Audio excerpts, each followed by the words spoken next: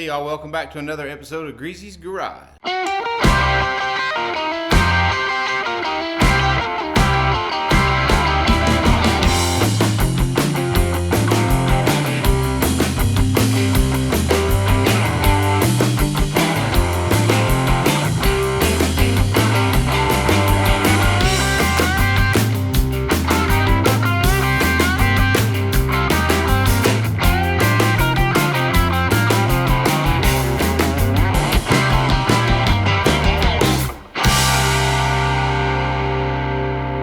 Hey y'all, welcome back to another episode of Greezyz Garage. This episode I'm going to show you how to set valve lash. So we're working on, hydraulic roller lifters on some trick flow heads and aluminum heads, and we have guide plates, hardened push rods, roller rockers. So I'm going to show you how to adjust the lash, not the lash, the preload, on some hydraulic rollers with the roller tip rockers. So y'all stay tuned. We're going to get you in here and I'm going to show you how to do this. I'm going to dumb this down so that you'll never have to watch another video on how to do this. All right?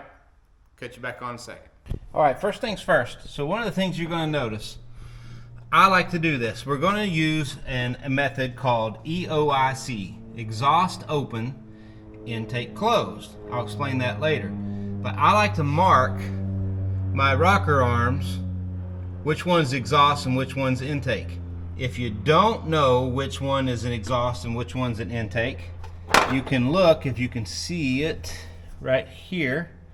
That's our exhaust port. Right there. That's our exhaust port. It's kind of hard to see. Maybe I can get you back here. Right here. That's the exhaust port's right there. The exhaust port and that valve right there, they're in line with each other. So that's your exhaust. So it wouldn't be your intake. Okay? So, exhaust open, intake closed, EOIC method. So I like to mark these because I do not want to get confused and mess this up. So exhaust open, intake closed, EOIC. Pretty simple. When the exhaust is open, you're adjusting the intake. When the intake is closing, you're adjusting the exhaust. It'll make sense in a second. Very first thing I like to do, and everybody does this, is we take a little black magic marker, white out, anything, and we're going to color in the end of the valves. So we're checking push rod length with that. I know that's not what this video is about, but I have to do that, so we're going to do it now anyway. Then, on your rocker arms, see if I can get this in here. You're going to have a flat side and a round side. The round side goes down, the flat side goes up because that's where your poly arm goes. So we know this is exhaust, so we're going to mark this exhaust. So flat part, round part. There. And then I'm just going to put a mark there for intake. So now I know that's the exhaust, that's the intake. Here is your poly locks. Run the locking screw all the way out so that you can put these on. You're going to screw those down. Okay. Get the other one. We're not going to tighten them. Don't tighten them. Just put those on. Now Mrs. Greezy is going to help me with some video work here. I have a ratchet on the engine. We have to turn this over. Here's another tip for you. If you've pulled your distributor out and you have marked it where it was going when you had to take the exhaust off, okay, then just put your distributor back down in. You already know where it goes. Put it back in where it was if you've marked it. And then you can rotate the engine over. I always just rotate the engine back to where it was when I marked it, and then I can put it back down in. I don't ever have to worry about it. So there's you another tip. All right, so I'm going to hand the camera over to Mrs. Greezy, and then I will have to be the director, producer, actor, instructor, all that stuff, because she's the camera holder. She's never done this either, so I'm going to tell her where to be pointing. All right, here you go. So I want you to stand over here, okay? And then I'm going to rotate the engine. Remember, we're using the EOIC method, exhaust open, intake close. So I'm going to go ahead and tighten this one down just a little bit, because that's the exhaust. I want it to be able to move. So let me get in here. So as the exhaust is opening, I'm going to be turning it.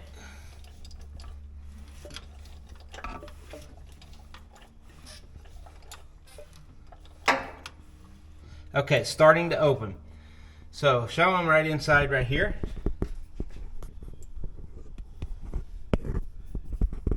Okay.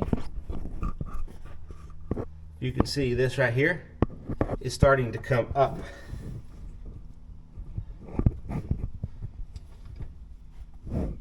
So that means the exhaust valve is opening.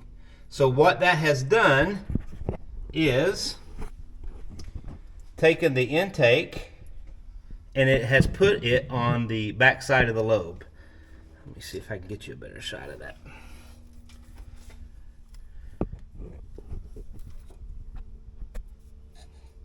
This is on the back side of the lobe. This would be on the back side of the lobe because it's down. So right here you can see the same. Okay. So we want the exhaust to be opening, and we're going to adjust the intake.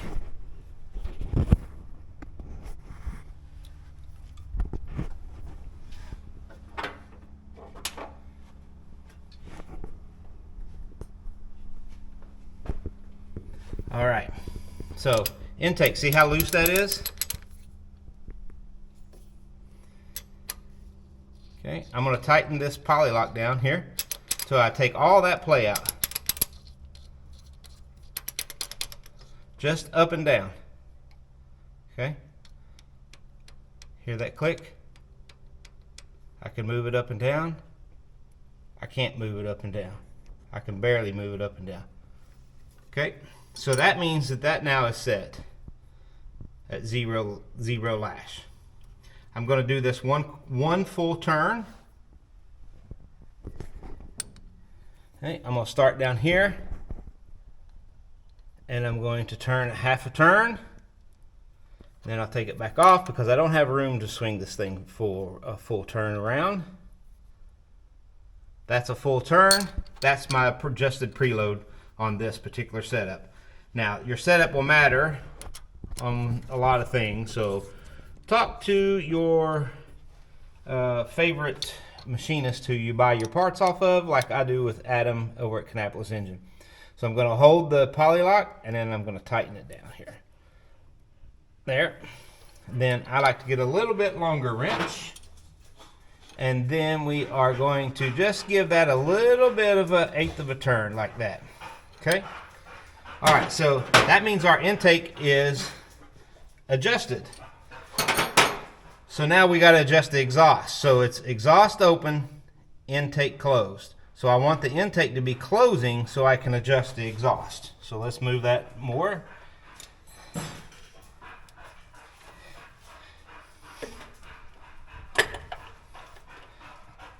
Okay, so exhaust is still opening. So we're going to let the intake open. Now, as it starts to close, which is on the way up, that means the exhaust side is on the back side of the lobe of the camshaft, so I can adjust it the exact same way. Up and up. Turn this so it's not up and up. There it is. All right, so now we're going to give that a full turn.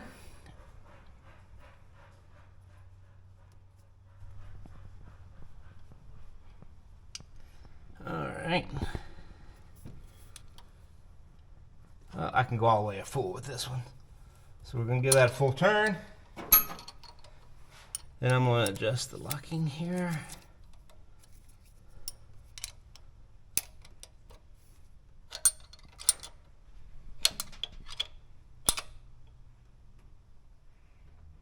Okay, that's locked. And then I like to just, like I said, get the little longer wrench. I like to do it with that little one. And just give it a little bit of a oomph.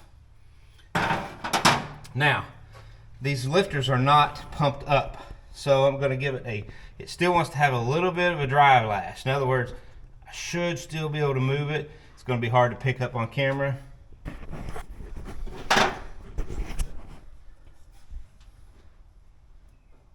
But I can still move that lifter just a little bit, okay? All right, now, hold that camera right there. Okay, I'm gonna rotate the engine over. I'm gonna rotate these over several times so that I can check the push rod length.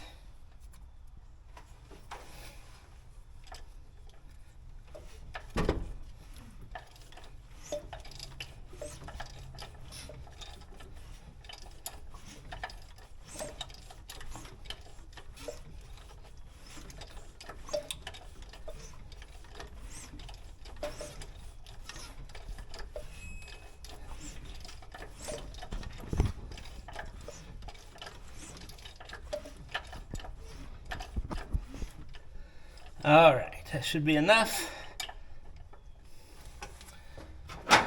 Break these loose.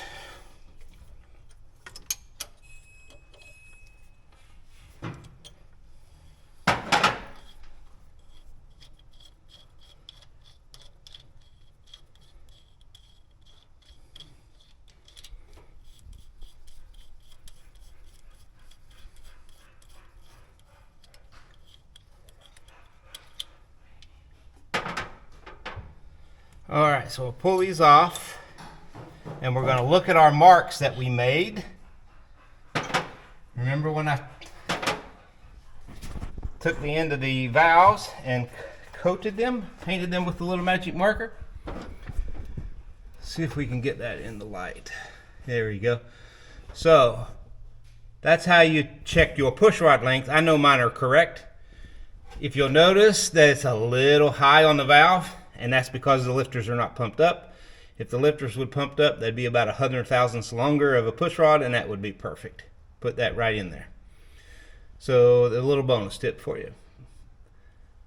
But that is how you check your push rod length, and that's how you adjust your preload on hydraulic lifters with the roller lifters with roller rockers. All right, guys, that's how you do it. It's a really super simple video. If you got any questions, go down to comment. Remember to hit that subscribe and like bell down there so you get all the notifications, because we got a lot more great content like this coming. Appreciate you. Love you. God bless you. Now go do your America.